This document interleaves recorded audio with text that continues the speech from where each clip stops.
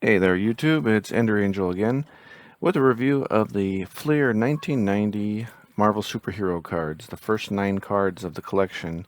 This is the first initial collection that was created by Marvel and Fleer. If you were a kid from the 1990s, chances were that you had this collection. I know I sure did. And I wanted to review each individual card and then the backs of the card to see what they look like. The first 9 cards consist, as you can see, of Captain America, Spider-Man in the symbiote black suit, Incredible Hulk green version, Daredevil, Nick Fury, The Thing, Professor X, and Cyclops and Marvel Girl in their X Factor costumes before they rejoined the X-Men in 1991. Okay, so we're going to start with card number 1, which is rightly so, Captain America. It is a superhero card at the top. You can see that it's marked as superhero, has the name Captain America, and you can see that Captain America's look has not changed all that much over the years. He's still rocks his red, white, and blue Star Spangled Bannered outfit. It's got a backsplash of the American flag. Very classic look.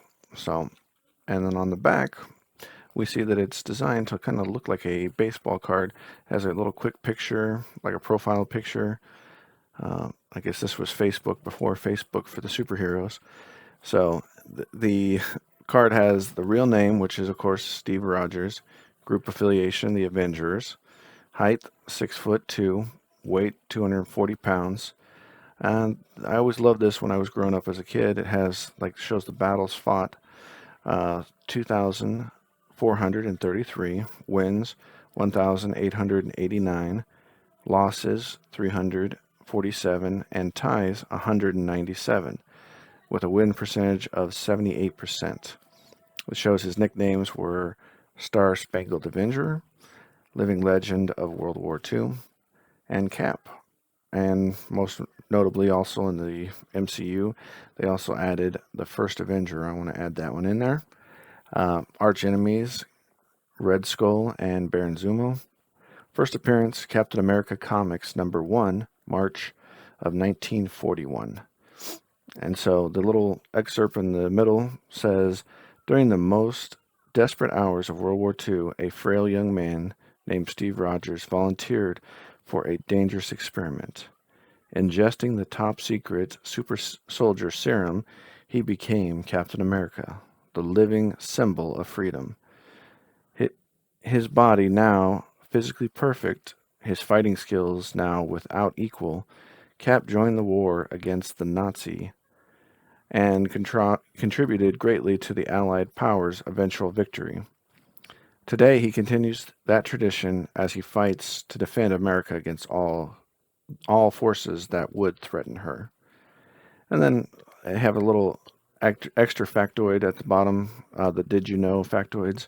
And it says, did you know Captain America was frozen in a block of ice in the Arctic for over a decade before the superhero team known as the Avengers rescued him? And I find that interesting because it's a decade in the at the 90s. So the modern equivalent in the MCU universe, it was more like 75 years. So that's our card number 1. So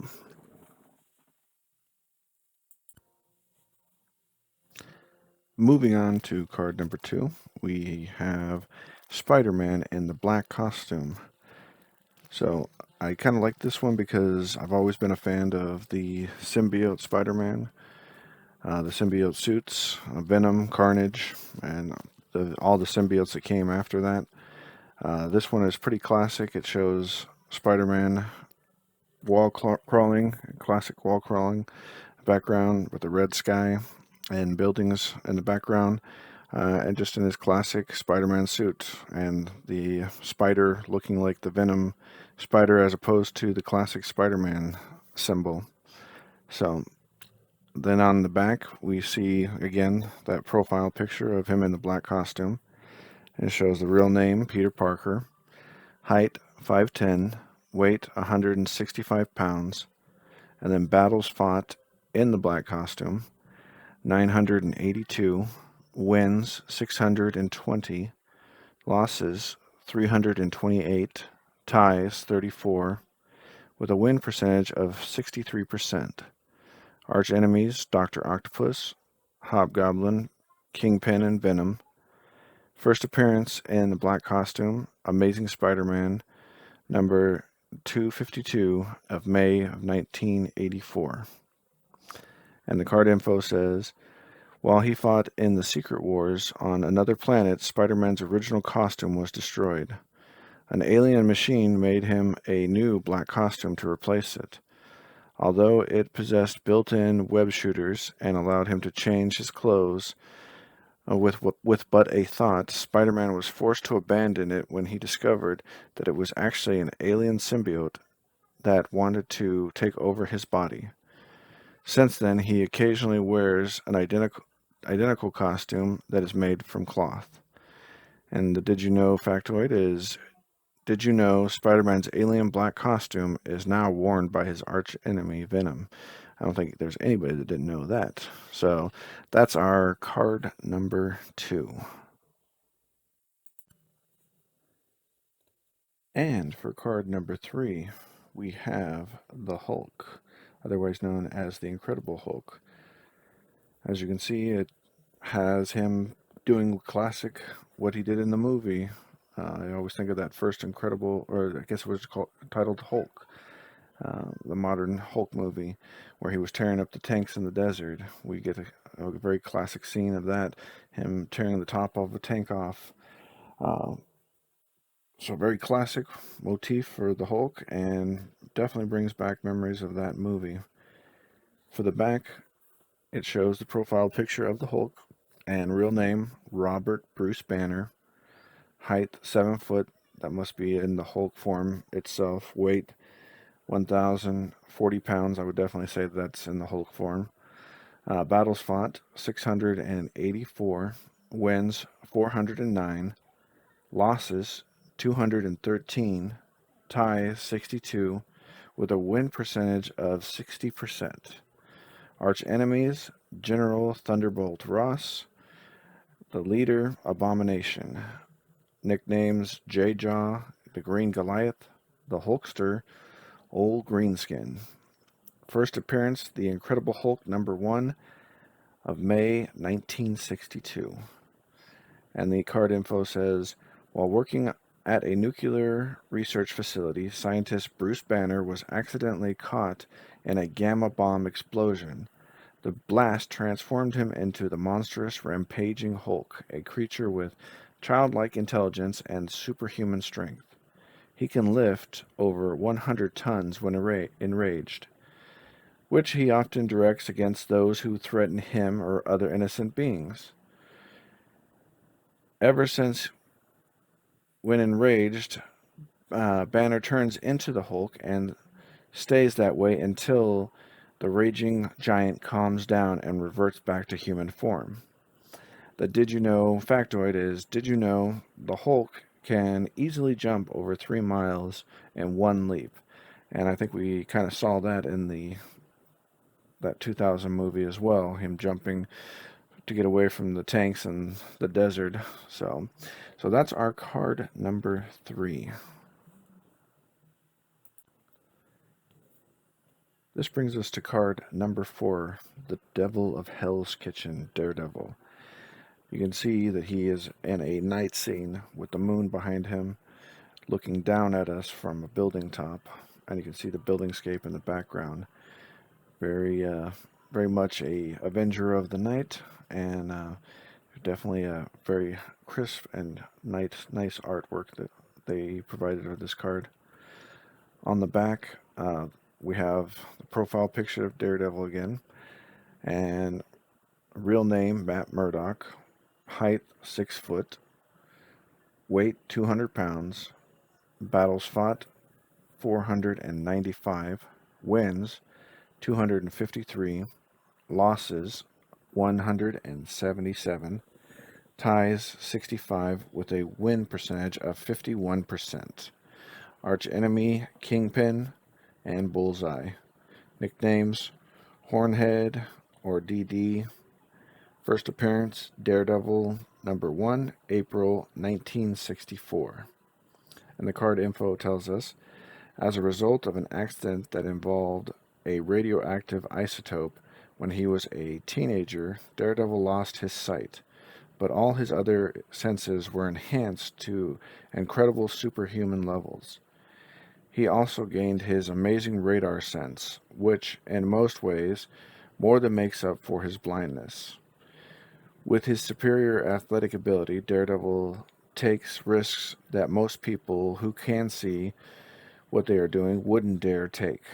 And the did you know factoid is, did you know Daredevil doesn't need a lie detector to tell if someone is lying? He can just tune in his hearing to the person's heartbeat and to listen for sudden jumps in its rate. So that is Daredevil, card number 4. Moving on to card number 5, Nick Fury. This is the classic 1990s Nick Fury, as you can see. It looks like he's rocking a gun that looks very much like Han Solo's pistol, but you can see that he has the classic look to him, as well as he's kind of got his foot propped up on a car, kind of trying to make him look as cool as possible, it looks like. He is a superhero, of course, and on the back of the card, it shows group affiliation, Shield leader. I guess that's different than Shield director that they call him now. Height 6 foot, weight 225 pounds, battles fought 843, wins 679, losses 132, ties 32, with a win percentage of 81%. That's pretty good. Arch enemies, Madam Hydra, Baron Strucker, and Yellow Claw. First appearance, Sergeant Fury and his Howling Commandos #1 in 1963. The card info tells us, having established a reputation as a brave and fearless soldier during World War II, Nick Fury was chosen to head S.H.I.E.L.D., the Strategic Hazard Intervention and Espionage Logistics Directorate, in its mission to detect and destroy covert threats to the democratic way of life.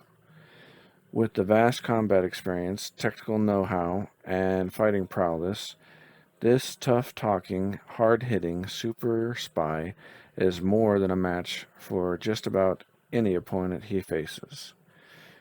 The Did You Know factoid. Did you know Nick Fury regularly ingests the top-secret Infinity formula to maintain his youth and vigor? Okay, that's something I did not know. So that's an interesting factoid. So that's our card number 5 for Nick Fury.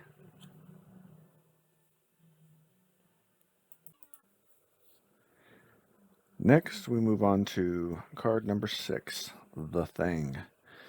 So, as you can see, we see him pumping iron with a 10,000-pound weight with one hand and eating a hero sub with the other hand. Very impressive. And you can tell he's in the Freedom 4 training center because he's got the big 4 on the floor there. Of course, he is a superhero. So that's a classic art there. And for the back, we have the Thing profile picture with real name Ben Grimm, group affiliation the Fantastic Four, height 6 foot, weight 500 pounds, battles fought 511, wins 366, losses 104, ties 41, with a win percentage of 72%. His arch enemies are Doctor Doom, Galactus, Mole Man, Annihilus, Super Skrull, Battlestar. Let's just say he doesn't have a lot of friends. I like that. Nicknames, Rocky, Benji, Aunt Petunia's favorite nephew. First appearance, Fantastic Four #1, November 1961. And the card info says, exposure to cosmic rays on a space mission turned the normal-looking Ben Grimm into the monstrous Thing. Although he hasn't been too happy whenever he looks in the mirror since then, he now has a super strength. He can lift over 85 tons and is virtually invulnerable, which just goes to prove that beauty isn't everything. Did you know?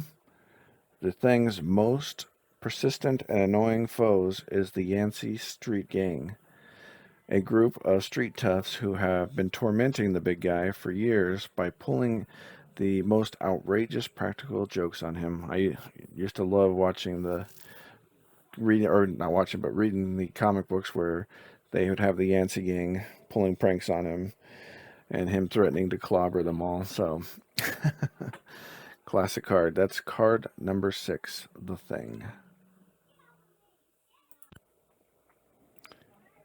Card number 7, Professor X. So this Professor X is very unusual as he's not in his classic wheelchair, or in the 90s they started moving him into the hover chair.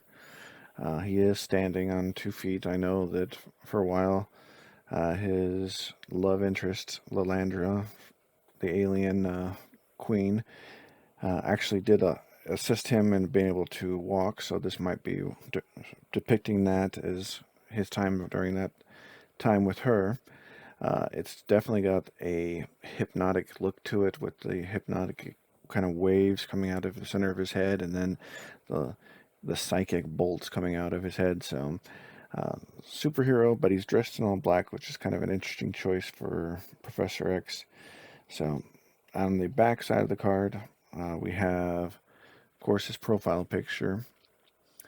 Real name, Charles Xavier.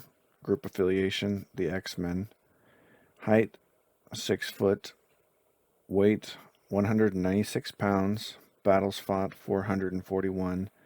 Wins, 264. Losses, 76. Ties, 101. With a win percentage of 59%. Arch enemies, Magneto and Juggernaut. Nickname, Charlie. I always liked Wolverine. He would always call him Chuck. First appearance, X-Men number 1, September 1963. And the card info says, realizing that normal humans would fear mutants like himself, Professor X built a school to teach mutants on how to use their superhuman powers safely, and founded the X-Men. He possesses the most powerful telepathic mind known to man, which he uses to lead the X-Men and combat evil mutants all over the world. Did you know Professor X's stepbrother is none other than the unstoppable Juggernaut? So that is card number 7. Next up, you guessed it, is card number 8. And this is the Cyclops card. This is in his X Factor style uniform.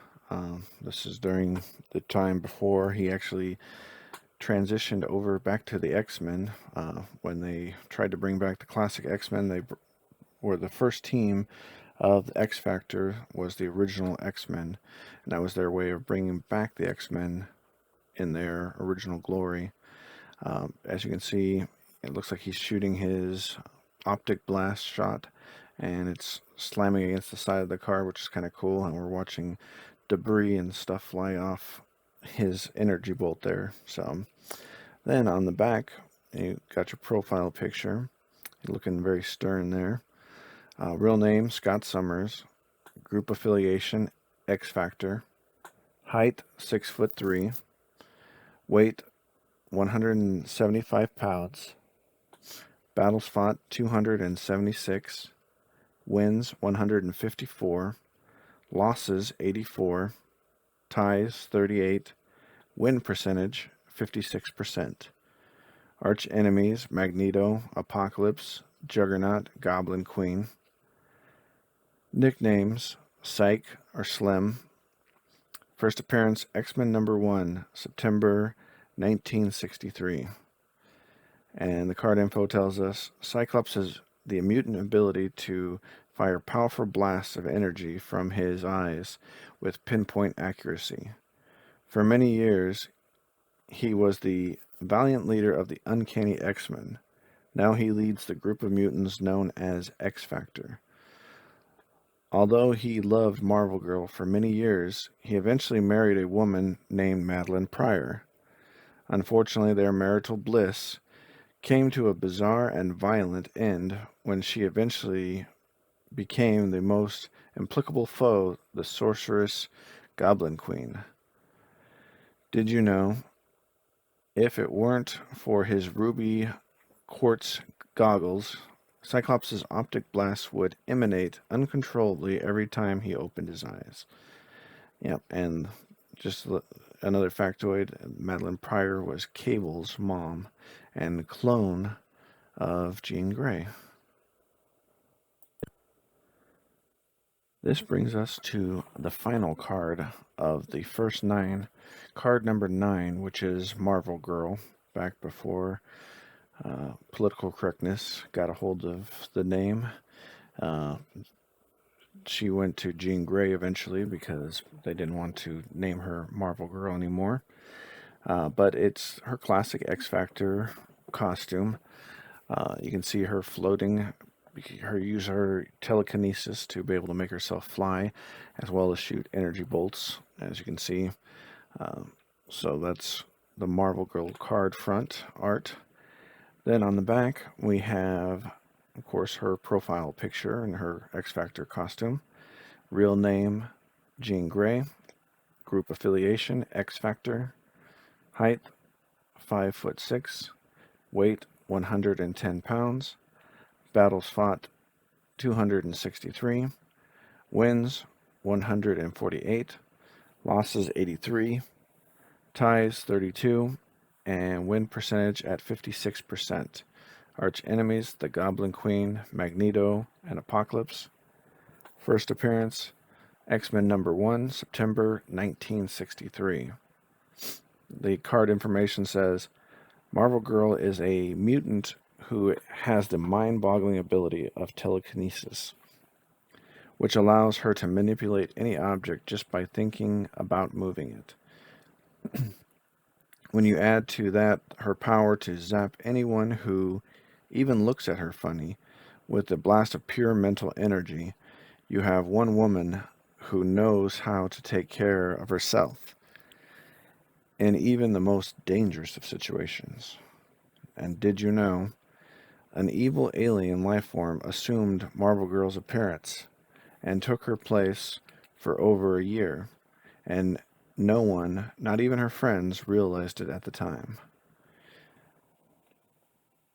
So that is a reference to the Dark Phoenix saga. But yeah, we knew that. So this is the first 9 cards. So next we will be covering cards 10 through 18. So if you enjoyed this series, go ahead and watch the next video that comes out and like and subscribe for future videos. And thanks, guys. You have a great day.